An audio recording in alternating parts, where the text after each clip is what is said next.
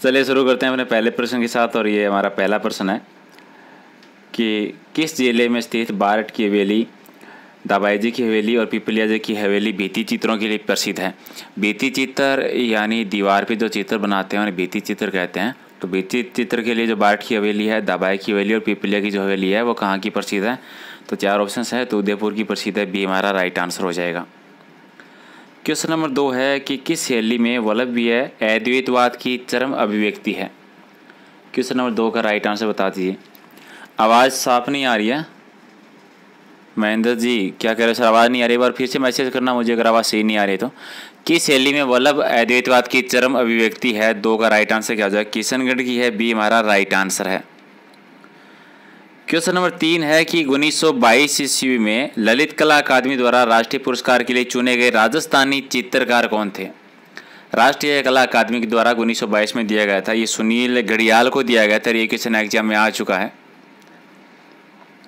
Question number 4 है कि विकलांग बच्चों को कथक नृत्य सिखाने में विशिष्ट प्रणाली विकास के लिए राजस्थान के किस कलाकार को केंद्रीय संगीत नाटक अकादमी के द्वारा 1991 में सम्मानित किया गया था?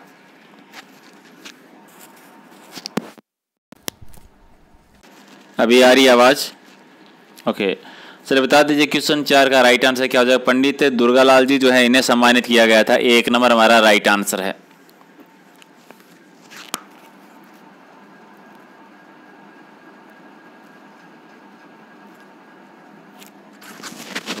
अभी आ रही आवाज़?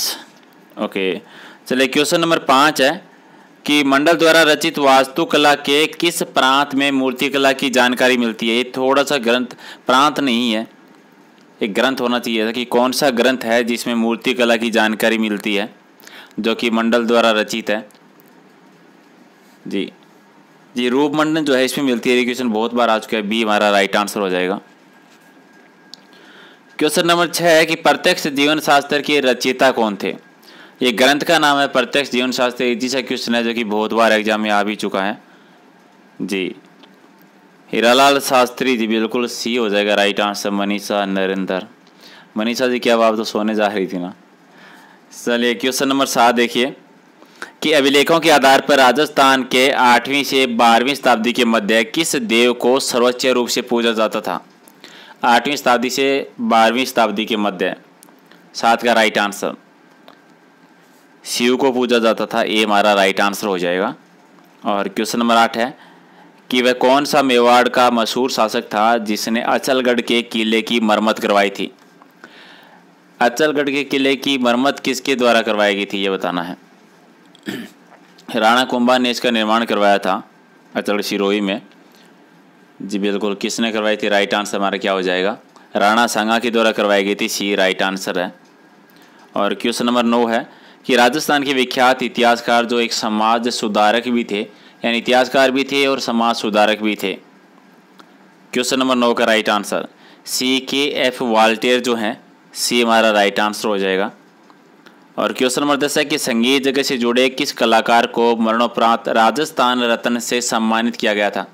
राजस्थान का जो सबसे बड़ा पुरस्कार है राजस्थान रत्न, मरने के बाद किसको सम्मानित किया गया था जो संगीत क्षेत्र से जुड़े हुए हैं? क्वेश्चन नंबर 10 का राइट आंसर जी जगदीश सिंह को किया गया था। सी हो जाएगा सही उत्तर। 11 नंबर है कि राजस्थान साहित्य की कौन सी श्रेणी कहानी और कथा विद्या से संबंधित है? साहित्य लिखने की अलग अलग विद्या जो हैं, वात, वेली, वचनी का, विगत, तो किस विद्या में कहानी और कथा के माध्यम से बातें बताई जाती है, लिखी जाती है? जी वात हो जाएगा। ए हमारा राइट आंसर है। और क्वेश्चन नंबर 12 है कि दामड़ा नामक जो आभूषण है वो शरीर के कौन से अंग में पहना जाता है? दामड़ा आभूषण कहाँ पहनते हैं?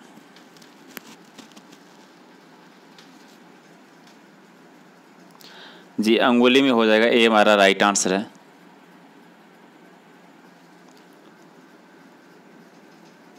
क्वेश्चन नंबर 13 कि गोपी जी भट्ट राजस्थान के किस लोक नृत्य शैली के कलाकार हैं? गोपी जी भट्ट ये तमाशा के लिए प्रसिद्ध हैं। बी हमारा राइट आंसर हो जाएगा। और क्वेश्चन नंबर 113 देखिए कि क्षेत्रपाल राजस्थान की संस्कृति में एक महत्वपूर्ण पहलू रहा है।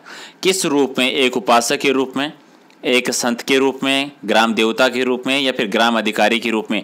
क्षेत्रपाल, सिंपल भाषा में कहें तो क्षेत्रपाल किसको कहा जाता था? जी, ग्राम देवता के रूप में रहे, सी हो जाएगा राइट आंसर। क्वेश्चन नंबर 14 देखिए कि वह स्थान जो अपनी मृदा शिल्प के लिए विख्यात है। मृदा यानी सिंपल भाषा में मिट्टी, यानी मिट्टी के खिलौनों के लिए कौन सा प्रसिद्ध है? सिंपल भाषा में यही क्वेश्चन आता है। डॉक्टर मुकेश जहांगीर जी, वेलकम सर जी। तो ये मोलेला गांव जो है ये मिट्टी के खिलौनों के लिए प्रसिद्ध है। तो मृदा शिल्प कह दो, एक ही बात है, थोड़ा सा कंफ्यूज करने के लिए लैंग्वेज थोड़ा सा चेंज हो जाती है। और क्वेश्चन नंबर 15 हमारा है कि संप्रदाय जो नियति की अटलता में विश्वास करता है, यानी कौन सा संप्रदाय है वो नियति की अटलता में विश्वास करता है? जी, आजीविका, सी हमारा राइट आंसर है। जमनालाल, छोटेलाल, बक्साराम और नंदलाल, ये किस चित्रकला शैली से संबंधित है? ये सभी जो है चित्रकार हैं, और कौन सी शैली के चित्रकार है ये बताना है, और ये अलवर शैली के चित्रकार हैं, सी हो जाएगा सही उत्तर। क्वेश्चन नंबर 17 है कि गोगा नवमी जो है वो कब आती है, कब मनाई जाती है? गोगा नवमी भाद्रपद के कृष्ण पक्ष की नवमी को होती है, सी हमारा राइट आंसर हो जाएगा इसमें। चलिए क्वेश्चन नंबर 18 देखिए कि लोक साहित्य में निम्न में से किस विद्या का अध्ययन अनुशीलन नहीं होता? जी, चारणी साहित्य में नहीं होता है, ये क्वेश्चन अभी एग्जाम में आया था, डी हमारा राइट आंसर हो जाएगा। चलिए क्वेश्चन नंबर 19 देखिए कि लोक संगीत की वह पेशेवर जाति जिसे अलवर में मेवाती कहा जाता है, जिनके पूर्वजों को गौड़ ब्राह्मण माना जाता था। लोक संगीत की कौन सी पेशेवर जाति है जिसको अलवर में मेवाती कहा जाता है, उसके पूर्वज तो थे, उन्हें गौड़ ब्राह्मण कहा जाता था? क्वेश्चन नंबर 19 का राइट आंसर जो मिरासी है वो भी हमारा सही उत्तर है। 20 नंबर है कि उपकेशपुर का प्रसिद्ध मंदिर कौन सा है? उपकेशपुर का प्रसिद्ध मंदिर, क्वेश्चन नंबर 20, ये जैन मंदिर है, सी हो जाएगा सही उत्तर। और क्वेश्चन नंबर 21 देखिए कि निम्न मुसलमान विद्वानों में हिंदी साहित्य के लिए किसका सबसे महत्वपूर्ण योगदान है? फरजान बानो, जी सर बिल्कुल। ये सभी जो ऑप्शंस दे रखे हैं सभी मुस्लिम विद्वान हैं, तो कौन सा मुस्लिम विद्वान है जिसने हिंदी साहित्य में अपना महत्वपूर्ण योगदान दिया है? अब्दुल रहीम खान खाना जो है इनके द्वारा दिया गया है, सी हो जाएगा right answer. शुक्रान Meena ji, very good. Question number 22 है कि पुनर्जागरण संस्कृति का इटली में प्रारंभ होने का प्रमुख कारण क्या था?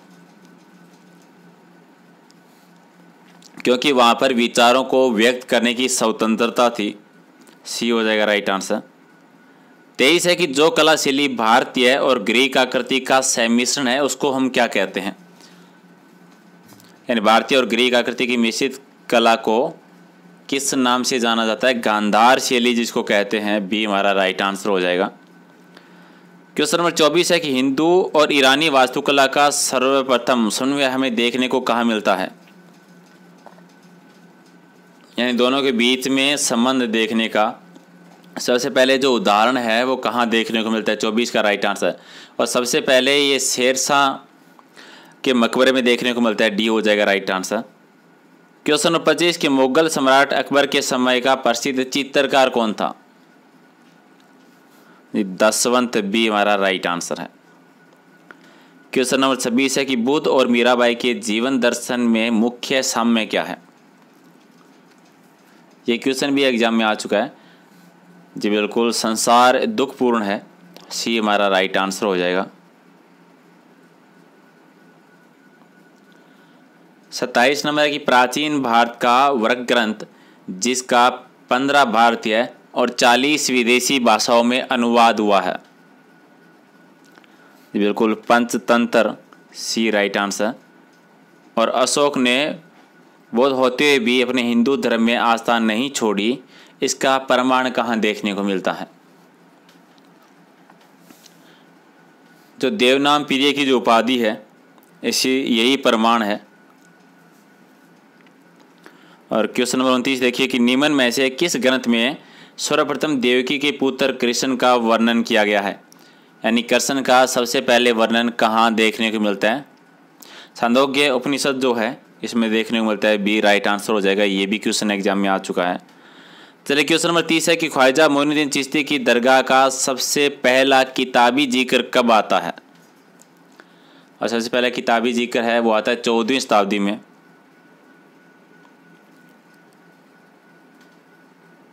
क्वेश्चन नंबर 31 है कि खलकानी माता का मेला कहाँ पर लगता है। खलकानी माता का मेला, जी डॉक्टर मुकेश जांगिड़ जी सर बिल्कुल लेके आएंगे, एग्रीकल्चर के टेस्ट भी लेके आएंगे आपके लिए जी। लूनियावास में लगता है, डी हो जाएगा राइट आंसर। और 32 नंबर है कि कोचियागढ़ जिसमें कांच की जड़ाई के सुंदर महल का निर्माण किया गया है वो कहाँ पर स्थित है। कोचियागढ़ ये नवलगढ़ में है, डी हमारा राइट आंसर। क्वेश्चन नंबर 33 है कि निम्न में से कौन सा महल नाहरगढ़ में स्थित नहीं है। कौन सा महल जो है नाहरगढ़ में नहीं है। सॉरी, मैं कमेंट पढ़ते पढ़ते ये पढ़ दिया, सही दिखाई नहीं दे रहा है। आभा प्रकाश है, ये नहीं है। बसंत प्रकाश, लक्ष्मी प्रकाश, सूरज प्रकाश तीनों है। 34 नंबर की वाणी विलास महल किसको कहते हैं। वाणी विलास महल ये सज्जनगढ़ पैलेस को कहा जाता है, उदयपुर वाला, ये हो जाएगा राइट आंसर। और क्वेश्चन नंबर 35 कि रावला में निर्मित स्थान जो किसी विशेष व्यक्ति का अथवा निजी न होकर सार्वजनिक होता है कहलाता है। यानी कोई स्थान किसी व्यक्ति का या निजी नहीं होता, सार्वजनिक होता है, उसको क्या कहते हैं जी। देरासर कहा जाता है, सी हो जाएगा राइट आंसर। क्वेश्चन नंबर 36 है कि सिकंदर लोदी के भाई और तिजारा के शासक जिन्होंने तिजारा स्थित पठान के मकबरे का निर्माण करवाया था। जलालुद्दीन आलम शाह हो जाएगा, बी हमारा राइट आंसर। और बंजारों की छतरियां कहाँ पर स्थित है। बंजारों की छतरियां जो है ये दौसा में है, ये राइट आंसर है। और 38 नंबर देखिए कि प्रसिद्ध आसोफ हवेली, राखी हुआ पाल हवेली, हैदर बिल्डिंग, गोल बिल्डिंग और बड़े मियाँ की हवेली, ये सभी जो क्षेत्र हैं, जो पर्यटक स्थल है, कहाँ पर स्थित है। और ये सारे जोधपुर में है, ये हो जाएगा राइट आंसर। बीवी जरीना का मकबरा कहाँ पर है, बिल्कुल इजी सा क्वेश्चन, ये तो बता दीजिए। धौलपुर में, ये हो जाएगा राइट आंसर। मनीषा जी दिखाई नहीं दे रहा है। ओके सर, आज तो ये PDF सेव हो गई है, इसको बड़ा नहीं कर सकते, कल से थोड़ा बड़ा कर लेंगे, कोई बात नहीं। 40 नंबर है कि रिपोड़ी महल है, ये कहाँ पर स्थित है। 40 का राइट आंसर ये धौलपुर जिले में है, सी हमारा सही उत्तर है। और 41 नंबर है कि राज्य में स्थित कौन सी हवेली राष्ट्रीय संपदा घोषित होने के बावजूद भी निजी संपत्ति के रूप में बनी हुई है। 41 का राइट आंसर ये पटुओं की जो हवेली है ये राष्ट्रीय संपदा घोषित हो चुकी है, लेकिन ये निजी संपत्ति है। Farzana Bano, very good. 42 है कि सल्तनत काल में निर्मित अतारकिन दरवाज़ा है वो किस जिले में स्थित है। अतारकिन दरवाज़ा कौन सी जिले में है, और ये नागौर में है, सी हो जाएगा राइट आंसर। क्वेश्चन नंबर 43 है कि बोगीशेल परिक्रमा की जाती है। बोगीशेल परिक्रमा ये जोधपुर नगर की जाती है, ये राइट आंसर। और 44 है कि ढोले शाह की मजार महर्षि जाबाली की तपोभूमि और सिरियार स्थान है वो कौन से स्थान पर है। ढोले शाह की मजार, महर्षि जाबाली की तपोभूमि और सिरियार, ये तीनों स्थान जो है कौन से जिले में है। क्वेश्चन नंबर 44 का राइट आंसर जी पाली में, ये हो जाएगा राइट आंसर। 45 है कि प्राचीन समय की पानी की घड़ी किस महल में लगी हुई है। प्राचीन समय की पानी की घड़ी कौन सी महल में, उमेद महल, बूंदी के महल, जय निवास या तलहटी महल। तो बूंदी के महल में लगी हुई है पानी की घड़ी, बी हो जाएगा राइट आंसर। चलिए क्वेश्चन नंबर 46 की चननी चेरी मेला जो है फागुन शुक्ल सप्तमी को लगता है और कहाँ पर लगता है ये बताना है। चननी चेरी मेला ये देशनोक में लगता है और देशनोक जो है ये बीकानेर में है, ये राइट आंसर हो जाएगा। 47 है कि लालिया काला का मेला कहाँ पर लगता है। लालिया काल्या का मेला जी अजमेर में लगता है, ये हमारा राइट आंसर। और क्वेश्चन नंबर 48 देखिए कि गरुड़ मेला कहाँ पर आयोजित किया जाता है और कब किया जाता है। गरुड़ मेला कहाँ पर और कब आयोजित किया जाता है? ये बंसी पहाड़पुर में किया जाता है, जो कि भरतपुर में है और कार्तिक माह में होता है। सी हो जाएगा राइट आंसर। क्वेश्चन नंबर 49 की सोनाजी खेदलाजी का मेला गोडवाड़ अश्व समारोह का आयोजन स्थल जो कि पाली जिले में स्थित है, उसका नाम बताना है। पाली जिले में सारंगवास में होता है। सी हो जाएगा राइट आंसर। और ये रहा क्वेश्चन नंबर 50 लास्ट क्वेश्चन कि शास्त्र ग्रंथों में गौरिया तिथि है वो किस तिथि को मनाई जाती है? गौरिया तिथि ये श्रावण शुक्ल तृतीया को मनाई जाती है। बी हो जाएगा राइट आंसर। ओके गाइस, तो ये थे 50 क्वेश्चन। और वही सिंपल सी सर, अगर पीडीएफ लेना है तो 2 जगह से ले सकते हो, या तो टेलीग्राम से या फेसबुक पेज से। दोनों का नाम प्रहलाद सारण सर के नाम से है। पसंद आया हो तो लाइक कर दीजिए, पसंद नहीं आया तो डिसलाइक कर दीजिए, ठीक है। और 2-3 चीज़ें इंपॉर्टेंट है सर जी। रोज़ाना 9:30 बजे 2-3 दिन कर नहीं पाए थे, आज से रोज़ाना 9:30 बजे लाइव टेस्ट करेंगे। वुमेन सुपरवाइजर एग्जाम की मॉक टेस्ट सीरीज शुरू हो चुकी है, रोज़ाना 12 बजे होती है, ठीक है। तो वो भी ज्वाइन कर लीजिए। और एक बार कम्युनिटी टैब में जाके आप वीडियो के जो वीडियो देख रहे हो उसके जस्ट नीचे नाम देखिए, चैनल का नाम, उस पर ओके कीजिए। आपको पूरा ऑप्शन देखेंगे, video, play list, community tab है, वहाँ पर एक पोस्ट की हुई है करंट जीके की, उस पर ओके कीजिए। वो नए चैनल की है तो रोज़ाना करंट फिर होता है वहाँ पे। सब्सक्राइब नहीं किया तो कर लीजिए, प्रहलाद चौधरी के नाम से है। Okay guys, good night, thank you.